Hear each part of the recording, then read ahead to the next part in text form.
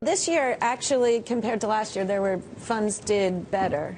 Surprising, given that overall in the industry, the average return was about 2% in the first 10 months, which is not really that great. The funds that did best were fixed income, as you said, with a lot of mortgage people doing particularly well, and also quant funds. So it was the computer beating the man. Yeah.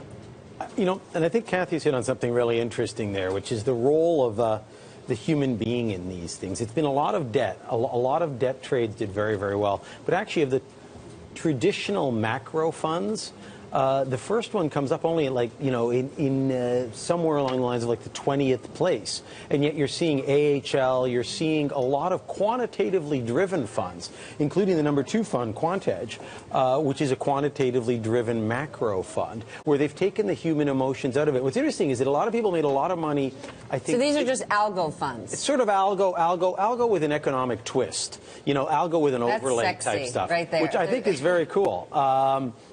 And I think what you've really seen is the damages to the fixed income markets was one thing, and people have made a lot of money sort of picking up the detritus there, but also actually the damage to the psyche of the big players. So badly for him, I'll send him a card. But something is odd when you look at the list with the amount of the performance of this so badly for him, I'll send him a card. But all of the different statistical / quantitative funds which take the human element out of it have completely crushed the human beings. Then do you think we risk. could actually see a Paul Tudor Jones, a Louis Bacon take the turn Stanley Druckenmiller? Completely crushed the human beings. Then do you think we risk. could actually see a Paul Tudor Jones, a Louis Bacon take the turn Stanley Druckenmiller style and say, you know what, my performance isn't what it used to be. I'm just going to manage my own money. I don't want to deal with outside investors. I mean, they could go that route. Bacon's been giving money back. I mean, Bacon's been giving money back, but I think the more likely scenario is that as central banks and their interference is something that the models have been able to adjust for in a way that it seems to me that the human beings have been having one heck of a time really playing that non-standard card. I think that's been the big factor. Kathy, people might, on the basis of Bill Ackman's performance, jump to the conclusion that this was the year of the activist. And it wasn't, really. No, I mean, Bill stands out from the crowd. You have to go down to 51 until you find the next activist on the list. It's true. Well, there's Larry Robbins there, who's sort of a quasi-activist, right? Yes, Suggestivist, I like that. As he likes to call himself. But yes, it's true. Bill really stood out in his as an equity manager. Over 2-year performance, nobody stands out as much as Larry Robbins does, right? That's true. Right. That's true. Been crushing it. And again, one of the other themes that you really see is depth of knowledge of positions.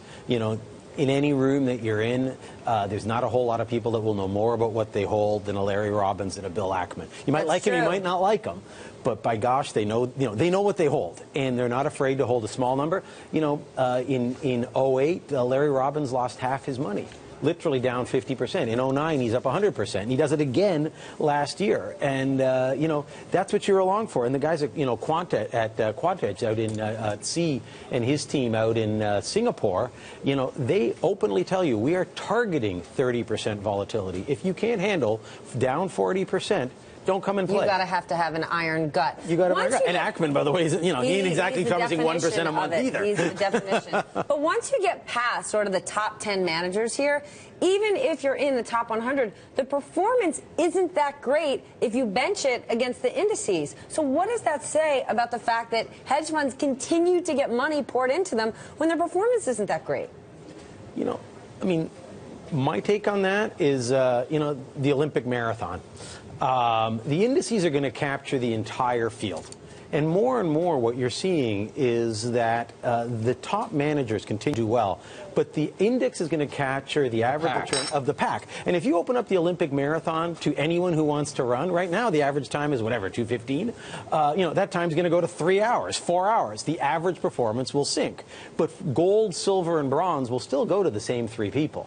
So the top performers are still doing what they're supposed to do. But you're right. What you're going to see is more and more managers closing, a larger and larger number of managers getting out there. But actually, if you're talented and generate alpha, you're still going to get gold, silver, and bronze, and the numbers aren't really influencing that. From all of the managers that you spoke to during this, was there an overall sentiment? Did it seem like this year was harder than other years? People said that, but they almost always say that. It was impossible, but I did really well. Yeah. Where's the money going right now? You know, macro has had a terrible 2 years, I guess. Yeah, more than that, right? Terrible 5 years.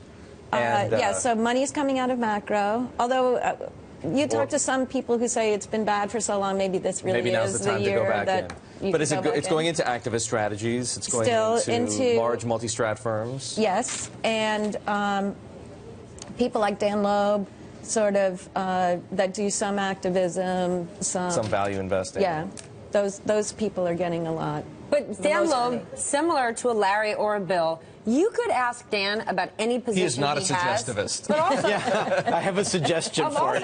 he's not a guy who founded a firm who, if you talk to an Izzy Englander at Millennium about positions that Millennium has on, that is the conversation you have with Izzy is light and day to what you'd have with Dan, who knows every single position, why they're in it, how long they've been in it, and what the game plan is. It's a different kind of strategy. And what you're seeing the guys getting rewarded, Hilding, you know, in trust preferreds, there's like 8 people on earth that understand these things, you know, and what he does is troll along these bust sort of CDOs that were made up, which are, it's such inside baseball, it's not worth even discussing, but they're issued by small tier banks as a capital, as a first. I know, but doesn't it make you nuts when guys are like, I buy the stuff that no one else understands? Like, I gotta say, that sentiment drives me bonkers. Yeah, but if you're going to earn your 2 and 20, that's the way to do it. As opposed to what? You know, I have an insight into IBM's next quarterly earnings. I really think they're going to shoot the lights out.